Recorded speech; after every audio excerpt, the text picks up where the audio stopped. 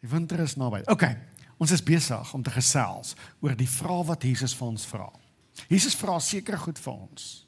Laasweek het ons gesê, en ek wil dit weer herhaal, wanneer Jesus Christus vir jou 'n vraag vra, is dit nie omdat hy nie die antwoord van daai vraag ken nie.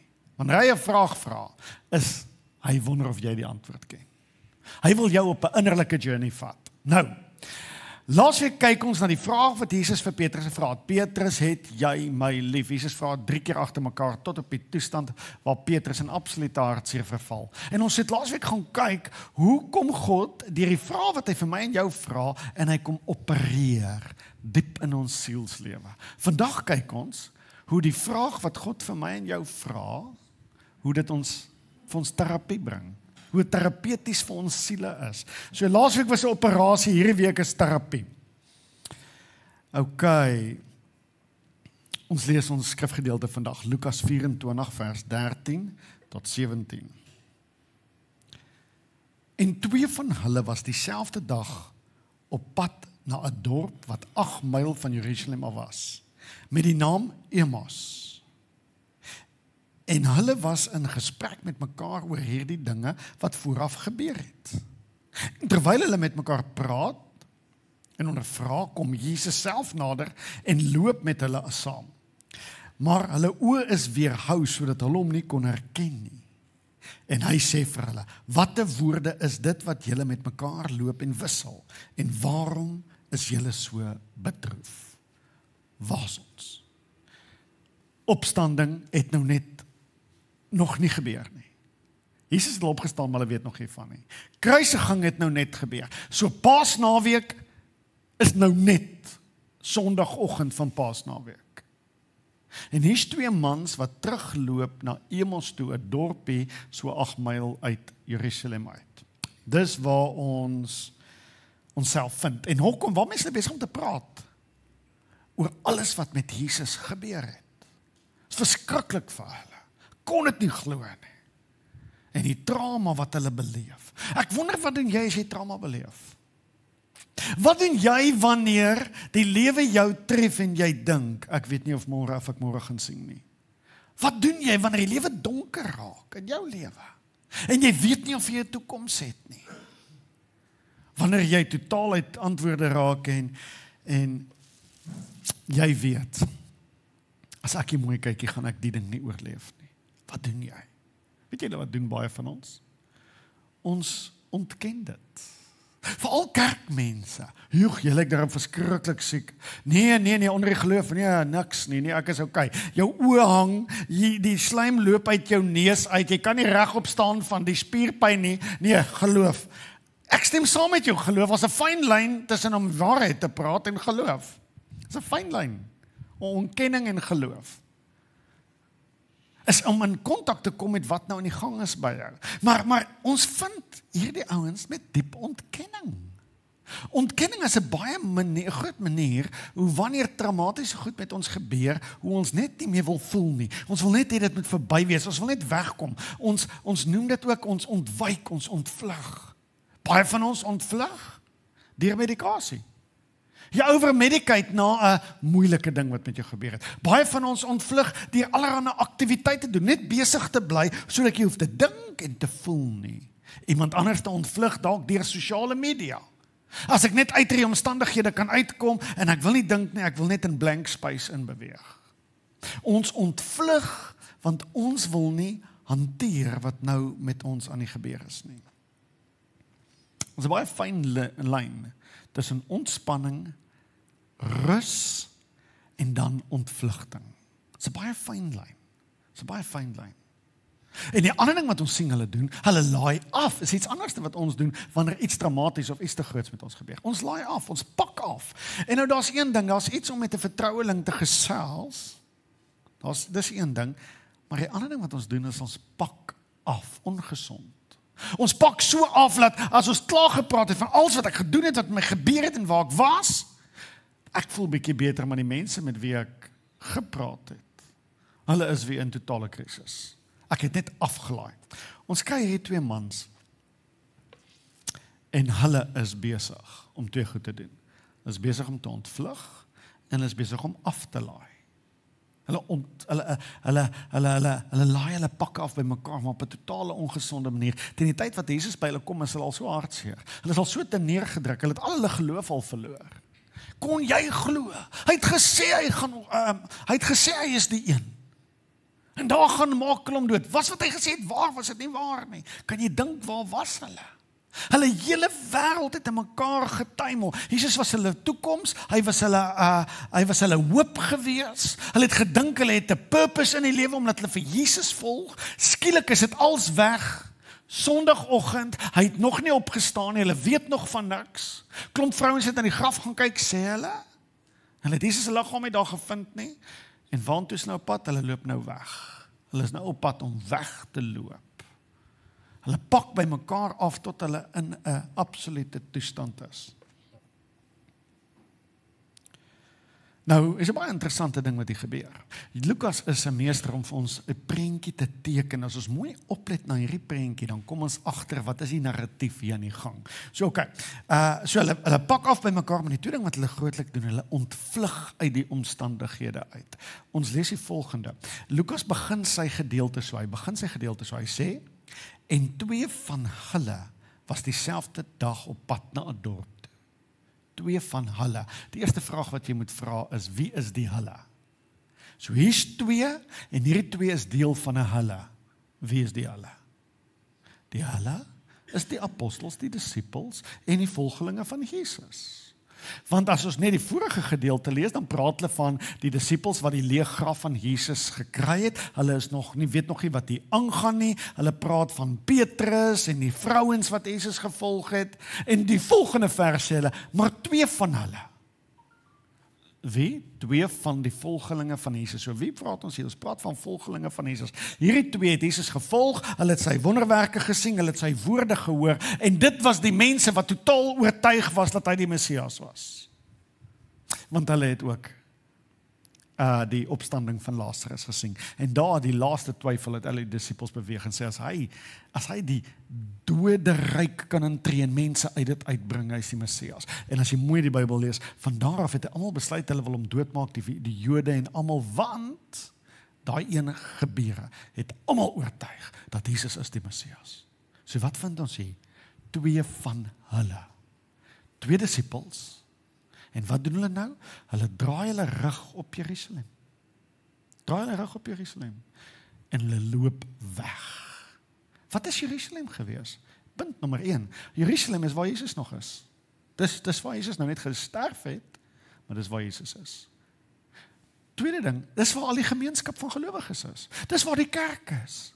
Jerusalem is waar al die gelowiges nou is. Die kerk is nie in 'n goeie toestand op hierdie oomblik nie. Hulle almal beleef hierdie ongemak. Maar dis presies, Jerusalem is daar. Jerusalem is daar waar jou geloof herstel. Jerusalem is die kern en die sentrale punt van hulle geloof op hierdie stadium. En wat doen hulle? Hulle draai hulle rug weg en waartoe loop hulle? Na Emos toe. Nou, Emos, wat was dit? Dit is 'n klein dorpie so eind uit Jerusalem uit. Dit was 'n Romeinse settlement geweest waar die Romeine 'n spa gebou het. Met ander woorde was 'n plek van speel, ontspanning en net bietjie wegkom. So wat doen hierdie twee mans? Volgelinge van Jesus sê, dit wat met ons gebeur het is te erg. Dit is te moeilik. Kom ons kom net hier weg. Kom ons kom net hier weg en ons ontvlug. Kom ons kom hier weg. En dit is waar Jesus hulle ontmoet. En nou wil ek jou uitnooi. Kom ons gaan kyk so mooi. Wat vra Jesus vir hulle? Ek nooi jou uit. Een been staan ons in die skrif en met die ander been staan ons in ons eie lewens. En ons hoor wat vra Jesus vir hulle en ons wonder wat vra Jesus vir ons. Okay, so nou kry Jesus Christus hulle en hulle loop hom, onthou hulle herken hom nie, die Bybel sê hulle kon hom nie herken nie, en ons begin. En so hulle praat met gesels mekaar en Jesus vra hierdie woorde. Watter woorde is dit wat julle met mekaar wissel? So hy vra, en hoekom lyk julle so hartseer? So Jesus kyk na hulle en hy kyk wat hy sien en hy vra vir hulle, wat praat julle met mekaar? En eintlik wat hy vir hulle vra, hy vra eintlik vir hulle, wat dink julle? Waaroor dink julle? Wat gaan in julle koppe aan? Want jy praat wat jy dink. Jy praat wat jy dink. So as Jesus vir hulle sê, wat is hierdie woorde wat julle met mekaar deel, dan vra hy eintlik vir hulle, wat gaan in julle gedagtes aan? Ek wil weet wat in julle koppe aangaan. En die tweede groot ding wat hy vir hulle vra is, hy wil vir hulle vra, en hoe voel julle hier binnekant oor dit waaroor julle dink? Hy vra twee baie groot goed. Hy kyk na hulle lywe, hulle liggame wys hulle hartseer. Jesus kon sien hulle is hartseer. Hulle stemtoon, die manier hoe hulle klink en met mekaar praat, die manier hoe hulle oë lyk, wys vir Jesus dat hulle is in diep seer. So met ander woorde, wat Jesus nou eintlik vra, staan met een voet in die woord en een voet in jou lewe. Jesus vra vir hulle, raak bewus van wat jy nou dink. Raak bewus van wat jy dink. Raak bewus van wat binne in jou aan die gang is oor die goed wat nou net gebeur het. Dit is 'n baie groot vraag. Weet julle hoe ontduik, ontvlug en hardloop ons weg van die dinge wat ons dink en die dinge wat in ons gebeur? En in die meeste van ons is daar 'n massiewe skeiding tussen wat ons dink en wat ons voel. Ons doen baie terapie en wanneer ons met mans werk en ons met gevoelens werk, ken die mans net 3 emosies. Baie bly, bietjie bly en baie kwaad. Dis die 3 emosies wat hulle ken. Ons moet soveel tyd spandeer met mans om te sê, maar wat voel jy? En hoe voel jy oor dit wat gebeur het? Ek voel niks. Hoe voel jy oor die niks wat jy voel nie? Vertel my, gee my woorde daarvoor. Hoe lyk niks as jy aan dit woorde kan gee? Jesus roep ons. En hy roep hierdie twee na 'n plek van terapie toe. Hy roep hulle na 'n plek toe waar hy sê, raak stil. En dink vir my, raak bewus van wat in jou in die gang is. Jesus vat hulle na 'n baie, baie belangrike plek toe. As jy raak bewus dat 'n verskriklike ding in julle lewe gebeur, kom tot stilte. En voel wat jy voel. Het is ongelooflik groot, mense. Het is ongelooflik groot. Ons wil baie keer wegkom van wat ons voel af. Stem jy saam? Ons wil baie keer wegkruip van wat ons voel af. Want ons dink ons gevoelens is verkeerd. Ons dink dis nie 'n goeie plek om by te wees nie. Wat Jesus eintlik doen, hy doen die volgende. Hy vat hulle van die buitewêreld, dit wat hulle waargeneem het, dit wat hulle gesien het, die traumatiese buitewêreld af. Hy vat hulle van daai wêreld af. Dis die onbeheerde wêreld. Hulle kan niks doen aan hierdie buitewêreld nie. Dit het gebeur. Hulle kan niks verander daarin nie. Dan vat hy hulle na hulle binnewêreld toe, wat 'n groot wêreld is. En hy vat hulle na 'n wêreld toe waar hy sê, hieraan kan julle iets doen. Is jy bewus daarvan? Wat buitekant met jou gebeur, wat met jou besigheid gebeur, wat in jou dorp gebeur, wat met die politiek gebeur, wat in die wêreld gebeur, wat met jou familie gebeur, wat met jou liggaam gebeur. Baie van daai goed kan jy niks iets aan doen nie. Jy kan nie aan daai goeders die omstandighede altyd verander nie. Maar Jesus Christus stel meer belang is wat gebeur in jou innerlike mens, in die diepste wese en diepste resesse van jou menswees. As hierdie uiterlike goed met jou gebeur. En hy kom wys vir ons iets pragtigs. Hy kom sê vir ons, as jy bewus daarvan, dat jy kan nie iets aan die omstandighede doen nie, maar jy het baie beheer oor wat jy binne doen. Ek onthou julle die storie. Ek sit en dink skielik daaraan. Paulus en Silas is in Macedonië. Dit is nou die nuwe hedendagse Griekeland. Net oor die see gekom in Macedonië. Hulle begin die evangelie verkondig. Daar kom 'n dame wat 'n waarsêer is. Sy's 'n slavin. Sy's 'n waarsêer, slavin. Sy behoort aan een of ander ryk man wat haar besit. En Paulus en Silas bedien haar, sy genees kan word. Die eienaars van hierdie vrou raak buite hulle self kwaad, want die was hulle winsgewende manier hoe hulle geld gemaak het. Sy vertel vir mense fortuin en moet hulle vir die eienaar van die slavin die geld gee. Hy raak so kwaad dat hy sweep die hele dorp op, hierdie mans kom verander en kom reuneer ons dorp. Hulle word gevang. Die regter spreek reguit oor hulle en hy sê hulle is skuldig en hulle word geslaan met stokke. Ongelooflik wat met hulle gebeur. Hy gee vir die tronkwag groot opdrag, gaan sluit hulle toe en hulle mag nie wegkom. En die Bybel sê vir ons, die tronkwag wou so seker maak, hierdie ouens kom nie weg, dat hy hulle nie net uit hulle in die binneste tronk toegesluit, en hy het hulle voete ook nog in 'n blok gesit. OK, so, omstandighede. Het hulle beheer hieroor gehad? Nee, hulle het nie beheer hieroor gehad nie. Maar kyk hoe amazing is dit. In die mees horribalste uiterlike omstandighede kom Paulus en Silas. En die Bybel sê dit so mooi. En omtrent middernag het Paulus en Silas gebid en lofliedere tot eer van die Here gesing. En die gevangenes het na hulle geluister. En skielik kom daar 'n groot aardbewing totdat die fondamente van die gevangenis geskit is. Onmiddellik het al die deure oopgegaan en die boeye van almal het losgegaan. Is dit nie amazing nie? Wat was vir jou incredible hê? Wat uiterlik met hulle gebeur, beïnvloed nie wat hulle doen innerlik nie. As jy bewus daarvan, jou emosies is nie 'n slaaf van die uiterlike gebeurtenis nie. Jy kan in 'n land met 'n korrupte politiek sit en jy kan die Here dank elke dag van jou lewe en jy kan lewe. Jy kan lewe. Jy kan in 'n konsentrasiekamp toegesluit word en wat hulle gevind, die meeste Jode wat in 'n konsentrasiekamp toegesluit was, het vinnig gesterf het geen droom of geen belewenis van hoop gehad nie. Dis wat aanhou leef het innerlike hoop gehad. Hulle het aanhou hulle blydskap. Hulle het gesê hulle kan my liggaam doen met wat hulle wil, maar hulle het gesê hulle kan nie met my siel of my gees enige iets doen nie. Kan nie aan daai goed raak nie. Jesus kom vra vir hierdie mans. Hy sê tref vir my 'n baie groot onderskeid. Wat buitekant gebeur met jou en wat innerlik gebeur met jou. Verbind hierdie goeders en wees bewus, hoekom glo jy wat jy glo? Hoekom dink jy nou wat jy dink? Is uiters belangrik. Hy doen 'n tweede ding. So Jesus vra vir hulle. Hy vra vir hulle eerstens, gaan in en wees bewus van wat in jou binne in jou aan die gang is. Daai is 'n groot ding, dan doen hy 'n tweede belangrike ding. Jesus vra vir hulle, wat dink julle? En hulle praat met mekaar, hulle sê vir hom, en toe sê Jesus, sê hulle maar van al hierdie dinge wat in Jerusalem gebeur het. En Jesus vra vir hulle, watter dinge? Hy sê dit, hy vra dit in vers 19, watter dinge? Hy sê vir hulle, okay, julle het nou ingegaan, vertel my nou julle storie.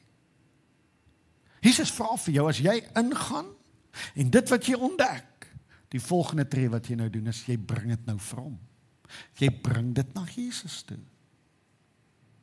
Wat met jou gebeur? Wat maak jy gewoonlik? Met wie praat jy gewoonlik eerste?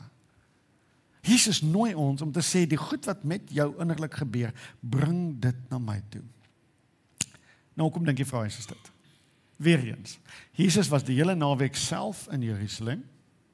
Hy was self sentrale punt van al die gebeure, so wanneer hy vir hulle sê watter dinge, beteken dit weer eens nie, hy weet nie wat het in Jerusalem gebeur is, stem julle saam. Ek wil julle moet dit mooi raak sien. Jesus stel nie belang aan 'n kronologiese volgorde van Vrydag tot Sondag nie. Wat hy belangstel is wat dink hierdie mans het nou gebeur. Hy stel belang aan jou en hy wil van jou hoor. Hy wil van jou hoor. Hy wil hoor, wat het jy gesien? Wat het jy gemaak? Waar is jou gedagtes? Hy wil dit hoor. Want daarin is goddelike terapie. Christus se hoop vir jou is om vry te kom. Sy hoop vir jou is om te lewe met blydskap en vrede elke dag. Dis wat hy hoop vir jou. So wanneer hy vir jou vra, dan trek hy jou nader na daai plek toe van hoop en vrede. Hy vat jou soontoe. So Jesus vra vir hulle, vertel my van die dinge wat gebeur het. Ons het wonderlike navorsing, en die navorsing wys so mooi. Hulle sê, wanneer jy 5 minute vat, elke dag vir 'n maand lank. 5 minute elke dag vir 'n maand lank. En jy vat net 5 minute, jy sit stil, en jy dink, wat het met my gebeur? Hoe voel ek daaroor? Dis al wat jy doen, jy doen net dit, jy dink by jouself, wat het met my gebeur?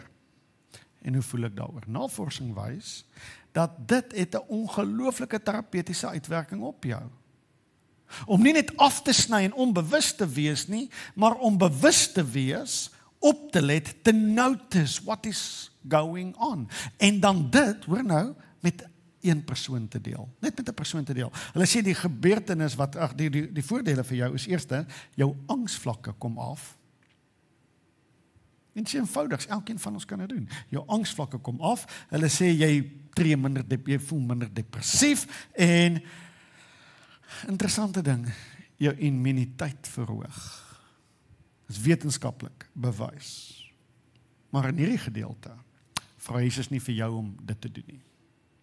In hierdie gedeelte vra Jesus vir jou om dit na hom toe te bring. Wat het met jou gebeur? Bring dit na hom toe. Dit is nog groter. Dit is nie net sielkundig nie. Jesus werk nie net kognitief nie. Hy werk nie net met die fisiese nie. Hy stel verskriklik belang aan jou siel. En die oomblik wanneer Jesus vir jou dit werk, dan kom hy en hy vat aan jou siel. En wanneer Jesus aan jou siel vat, wil ek vir jou nou een ding sê. Jesus is die enigste een wat gekwalifiseerd is om aan jou siel te vat. Moenie dat mense met vuil hande aan iets baie kosbaar raak nie. Jesus is die enigste een wie jy kan vertrou met jou siel.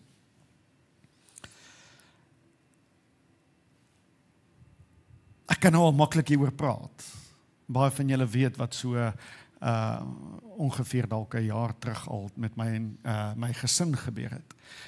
Julle weet van ons het van Bergskool af huis toe gekom, daai Saterdag aand, en daai Saterdag aand toe ons by die huis kom 8:00, toe pleeg iemand selfmoord in die woonstelletjie in ons erf. Iemand wat ek goed ken en eintlik baie lief is vir.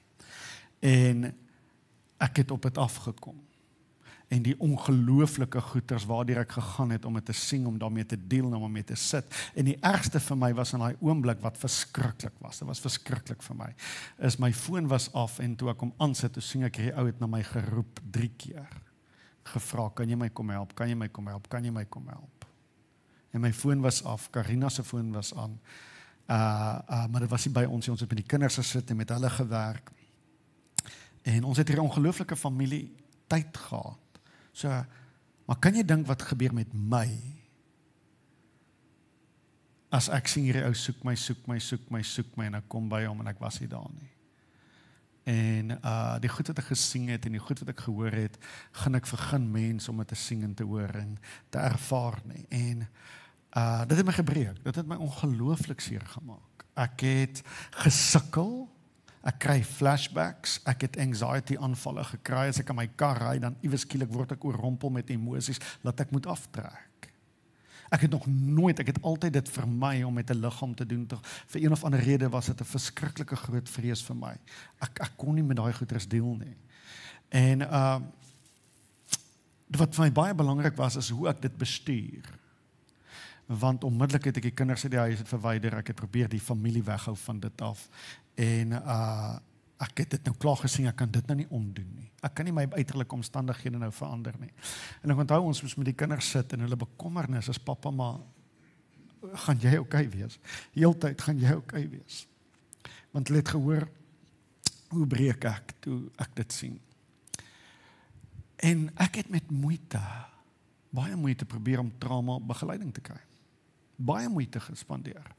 Ek het mense gebel, ek het oproepe en ek moes George bel, ek moes hierdie kant toe bel, ek moes daai kant toe. En al wat ek wil is trauma ontlonting, want die trauma het 'n manier om in jou muscle te sit. Trauma gaan sit in jou spierwesel, in die fisiese liggaam en in die siege, maar hy sit sterk in die liggaam. En julle sal nie glo wat gebeur nie. Ek probeer oralste, ek praat met 'n professor in George, NSRI sê hulle gaan vir ons trauma counselling reël. Dit kom nie deur nie. Nou, ek is die counselor. En nou het ek counselling nodig en daar's niemand. En daar's niks. En ek onthou baie goed, ek het moedeloos gevoel. Ek het nie geweet of gaan ek regkom nie. Ek het nie geweet wat gaan met my gebeur nie. En al wat ek het, ek sê, Here, U is al wat ek het. Was 'n Dinsdagoggend, ek gaan in my kamer, ek maak die deure toe, en ek gaan sit op die bed, en ek sê, Here, ek weet nie wat om vir U te sê nie, ek weet nie wat om met U te doen nie. Maar ek vra, dat U my sal genees. Ek weet nie hoe kom ek deur hierdie ding nie. Julle, daar begin 'n proses en iets so wat ek nie kon voorsien nie. Ek het niks van hierdie goed geweet nie en ek wil net met julle deel die fisiese ding wat my gebeur. Ek sit daar op die bed en ek ervaar die beste ding is dis hoe die Here my lei. Ja, ek het nie hierdie stem gehoor nie, want baie keer preek ek, die Here praat toe met my. Ons is nie 'n stem nie, is nie 'n hand op 'n muur nie. Ek kry hierdie dryf van binnekant af. Dat ek moet vir die Here alles vertel. Ek moet met hom praat oor wat gebeur het. En ek kry detail impression in my hart. Eerste moet ek vir hom sê wat ek fisies gesien het. En daai beelde was vasgevang in my kop. Die gesig, die liggaam. En ek sê vir hom detail, Vader, ek het dit gesien. En toe maak ek oop en toe sien ek dit. En toe het ek dit gesien. En toe het ek dit gesien. En ek gaan in detail in wat ek gesien het. En toe gaan ek in detail in wat ek gehoor het. Ek gaan in detail in wat ek geruik het. In detail in wat my hande gevoel het. En ek vat tyd. Ek weet nie hoe lank dit was nie. Het was 'n uur of 2 ure wat ek so sit en praat. En die Here vat my na een van die ongelooflikste skrifte toe. Dit kom by my op. Ek moet Psalm 23 lees. En ek gaan in Psalm 23 in. En ek kon nog werk maak. Ek kon nog praat. En die oomblik toe ek kom by, al gaan ek deur 'n dal van doodskade weer. Ek sal geen onheil vrees nie. Want, hoekom nie? Want U is met my. En daarop so 'n eenvoudige wyse oortuig die Here my in my hart en my siel, Jaco, ek was met jou. En toe herinner hy my aan iets wat gebeur het. Iets wat gebeur het. Ek onthou toe, ek het dadelik vir Rudy, my vriend, gebel. Julle almal ken vir Rudy. Want as jy vir Rudy bel, dan weet die hele dorp 5 sekondes later. Hy weet wie om te bel en ek bel vir Rudy en hy jaag haar aan, hy kom haar aan en hy weet nie wat om te ontvang, wat hy gaan raakloop hier nie. En toe hy die deur oopmaak, toe kon ek nie weer sien toe gaan nie, maar ek het nou klaar gesing en ek onthou, ek verloor nie bewussyn nie, ek verloor die krag in my bene en ek val op die sement, buitekant op die plaveisel en ek kyk op en die sterre maak vir my op en die oomblik toe ek in die sterre inkom, toe kom maar absolute kalmte daai hand op my.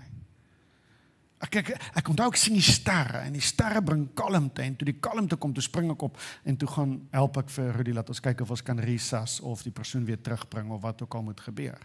Maar ek het dit vergeet. En daai dag op die bed wat die Here my terugsien toe sê, onthou jy dat? Toe sê ek, ja, hy sê, waar dink jy daai vrede van gekom? En ek besef, iets in my het geskuif. Dit het vir my ongelooflike genesing gebeur. Dit was nie 'n magic pill nie, dit was nie 'n eenmalige en dat ek het nooit weer daaraan gedink of enigiets nie, maar dit het ek onthou dit as ongelooflike genesing. Jesus vra vir hierdie mans. Jesus vra vir hierdie mans. Hy sê, al wat ek wil julle moet doen, praat met my oor wat gebeur het. Praat met my. En weet julle wat se terapie is dit om dit na God toe te vat?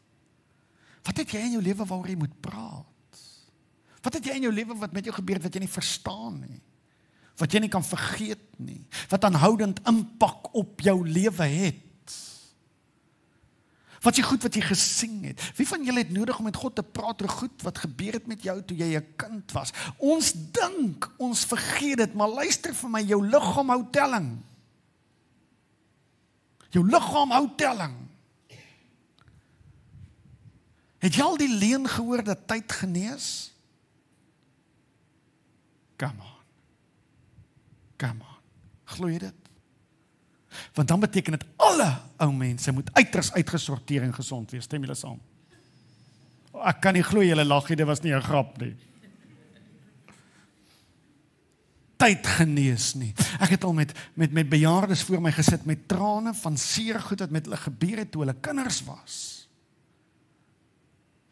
Ons dink om dit te vermy, om dit weg te pak en om dit diep af neer te druk. Weet jy dat Christus stel belang om nie net jou hede te genees nie, hy stel belang om jou hele verlede te genees. En ons liggaam hou telling en die ding is, dit affekteer jou vrede en jou joy elke dag wat jy leef en jy is nie bewus van die invloed wat dit het nie.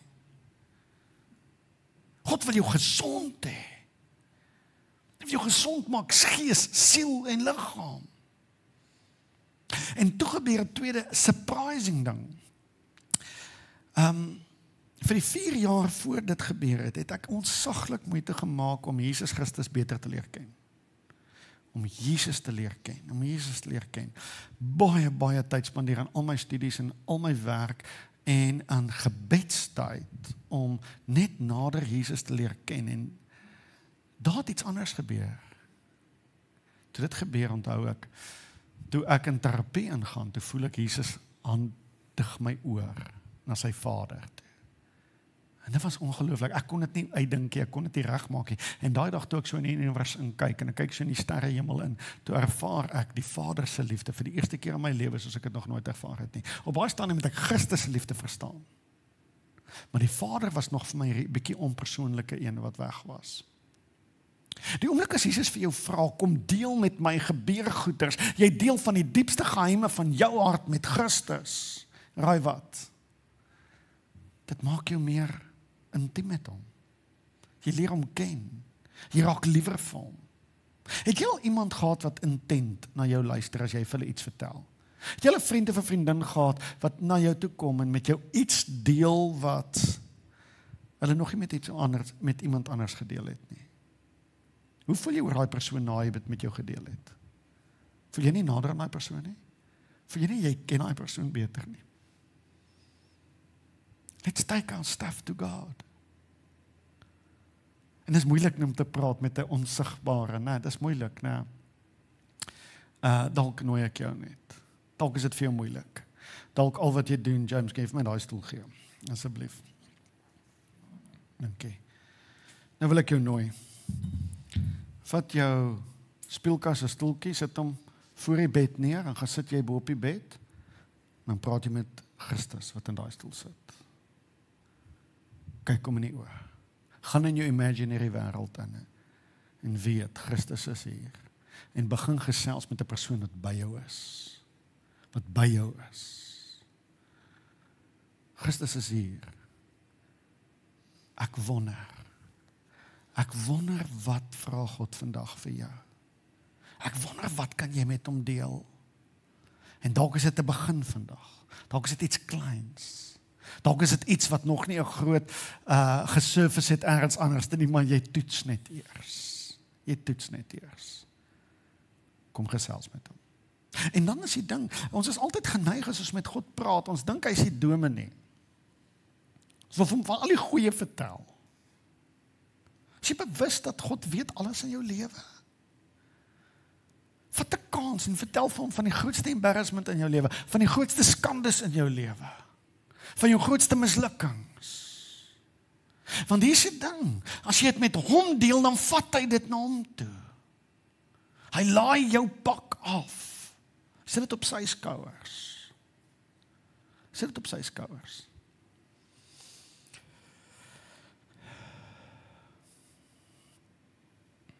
Net een van die mooiste goeders. Wat doen jy met jou ongeloof? Wat doen jy met jou ongeloof? Die kere wanneer jy twyfel. Steek dit weg. Ons wys dit definitief nie by die kerk nie, want daar moet jy ons wys, ek het geloof, ek is 'n goeie kind van die Here, ek het nooit downtye nie, en ons nooit tye wanneer ek twyfel nie.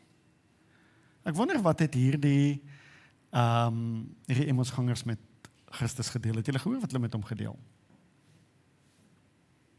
Hoor gou wat sê hulle. Hy sê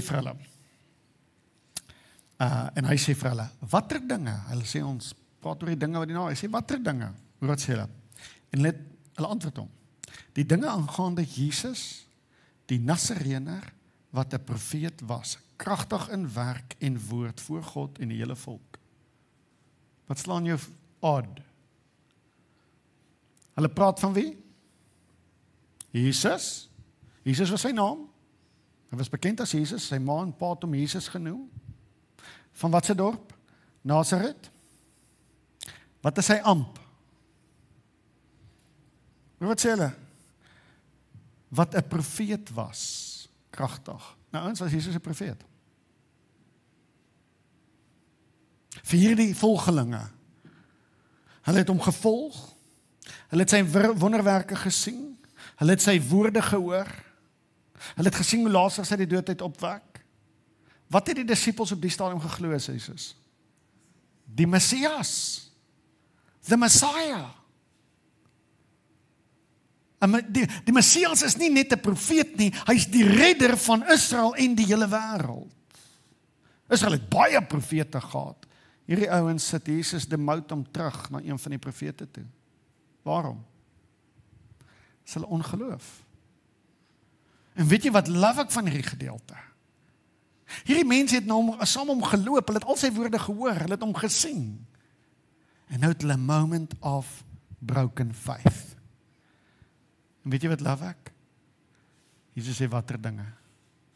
En hulle deel met hom hulle ongeloof. Hulle praat van hulle ongeloof met Christus.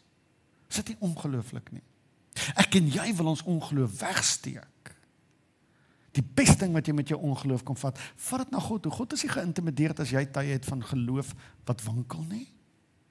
Hy gee nie om daaroor nie. Vat daai ongeloof na hom toe. Verder, hoor mooi wat sê hulle. Hulle sê, ons het gehoop dat het hy was wat Israel sou verlos. Wat het hulle gehoop? Hoop is vernietig. Hulle vat hulle pyn na hom toe. Wonder wie sit hier vandag bietjie hopeloos? Ek wonder wie sit hier vandag weet nie wat môre inhou nie. Hoe lank draai jy dit al op jou eie? Is jy nie al moeg nie? Is dan nie al te swaar op jou skouers gedruk nie?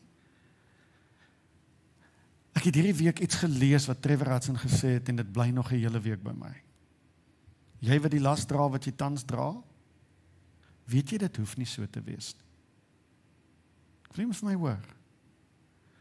Dit hoef nie so te wees nie. Dit hoef nie so te wees nie. Jy wat aanhoudend in vrees leef vanmôre, ek gou vir jou sê, daar's 'n ander manier. Jesus nooi ons na koninkrykslewe toe. Dit hoef nie so te wees nie. Jy wat aanhoudend sukkel om te weet God het jou lief, hoor vir my mooi, dit hoef nie so te wees nie, daar's 'n ander manier. Dit hoef nie so te wees nie. Hoef nie so te wees nie. En van die gooiste goed vir my in die Bybel is waar Johannes die Doper. Jy onthou wie hy is. Hy is die eerste ene wat gesê het dis die Messias voor enige iemand nog het weet het. Johannes die Doper, Jesus self sê daar was nog nie 'n mens wat uit 'n vrou uitgebore is soos Johannes die Doper nie. Nou, hy is die epitoon van menslike geloof, die epitoon van menslike geloof.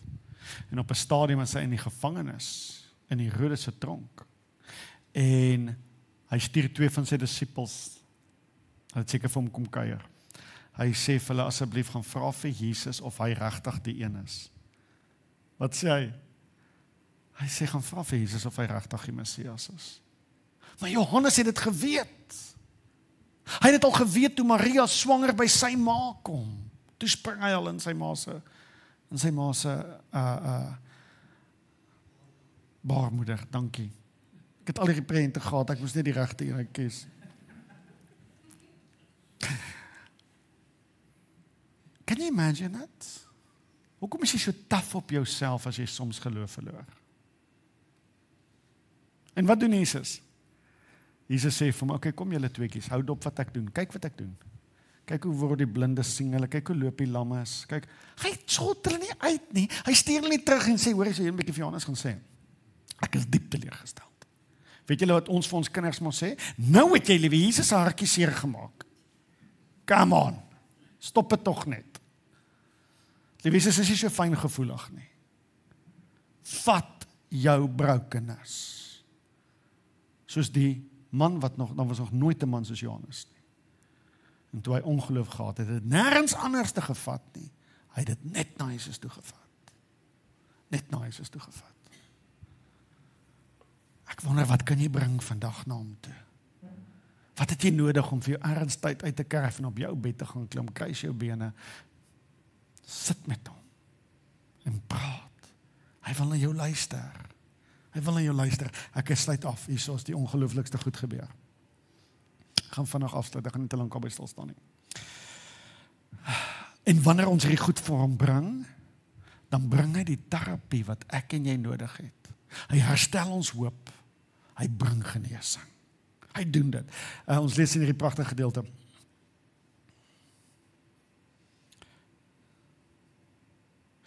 Jesus vra vir hulle.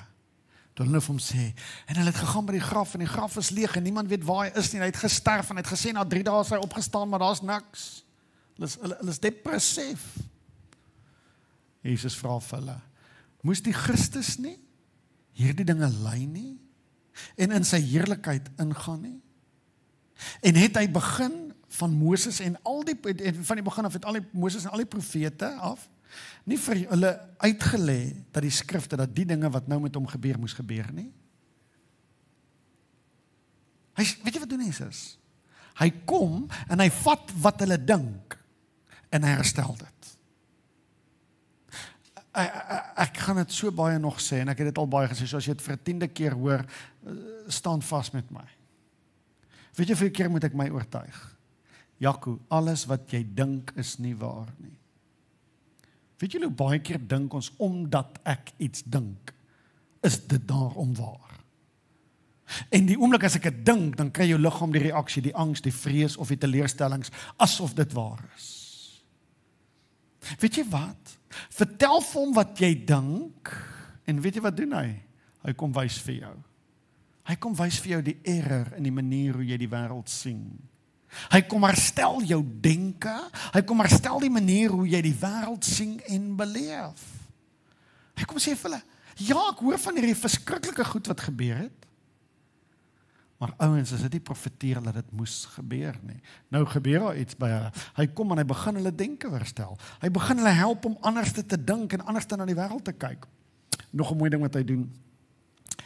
En toe hy met hulle aan tafel was, toe kom hulle by die huis en hy sit aan tafel, neem hy die brood en dank en hy breek dit en gee dit aan hulle. En toe hulle oë geopen is, het hulle hom herken en hy het uit hulle gesig onmiddellik verdwyn. Hy wys vir hulle, Christus het opgestaan. Hulle herken hom en iets ongeloofliks gebeur, ek wil vir julle wys. Hulle sê vir mekaar en hulle het vir mekaar gesê, was ons harte nie brandend in ons toe hy met ons op die pad gepraat het nie? Jou hart is altyd die simbool van jou emosies, hoe jy voel. Hulle sê ons hart het begin brand, terwyl hulle hierdie goeters deel met Jesus, terwyl hulle pyn, hulle mislukkings, hulle grootste skandes eintlik met hom share, toe begin hy hulle harte herstel. Hy begin hulle harte herstel, en op die ou end sluit hy die gestuk af, en hy sê, toe staan hulle in dieselfde uur op, en gaan na Jerusalem, terug en vind die 11, en die wat saam met hulle by mekaar was. Jesus vat 2 baie stikkende mense. Hy loop 'n end saam met hulle, en hy eet brood saam met hulle. Hulle deel met hom wat hulle dink, hy verbind dit wat hulle dink met wat hulle voel, hy kry hulle daaroor om dit uit te bring en met iemand daaroor te gesels. En wat gebeur? Harte genees, emosies verlig, en hulle hardloop terug.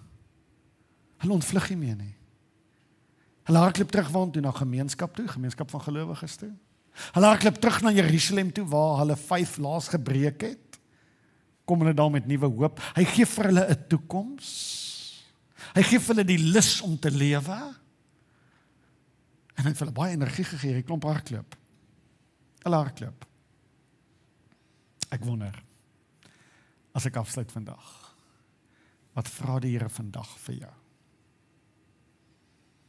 Wat dink jy?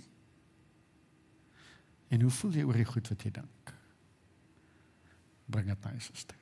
Kom ons buig ons hoofde.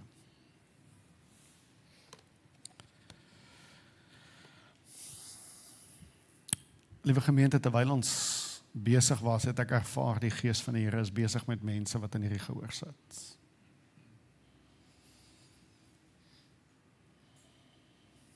Ek ervaar dat God stel uiters belang aan wat met jou gebeur het. Hier was iemand wat dink, was God blind? Het hy nie gesien toe ek 'n kind was wat met my gebeur nie? Waar was hy? Ek ervaar in my hart, die Here deel iets met jou. My skat, ek was daar. Ek was daar. ek was daar. Kom sê vir my hoe jy voel, kom sê vir my wat gebeur het, kom sê vir my wat jy dink. Kom deel dit met my. Want ek hoop vir jou 'n hoopvolle toekoms. Kom ons raak vriende. Ek wil vir jou 'n stuk van die lewe wat in my is, vir jou gee. Ek wil nie jy moet oorleef nie, ek wil hê jy moet leef met volheid. Ek wil hê jy moet die wonderlike vrede beleef wat die Vader vir jou wil hê. Ek wil hê jy moet jouself sien soos ons jou sien. En die ding wat met jou gebeur het, wat jou skande is, ek wil dit verander in jou roeping. Ek wil jou oplig. Ek wil jou laat blink. Ek wil jou herstel. Kom deel dit met my. Kom deel dit met my. Amen. Gemeente, dankie. Dankie vir die lekker tyd saam met ons. En mag die Here jou seën. Almal wat online gekyk het, mag die Here jou seën. Ek seën jou met die ongelooflike seëning. Luister na wat God vra en bring dit vir hom. Wat met jou gebeur, wat jy dink en wat jy voel. Kom ons gaan uit hierdie week, ons deel ons lewens met Jesus. Dankie. Lekker koppie koffie vir julle daar buite, kry vir ons saam een. Die van julle wat karre toe gaan, sterkte, geniet dit. Wees versigtig. Dankie.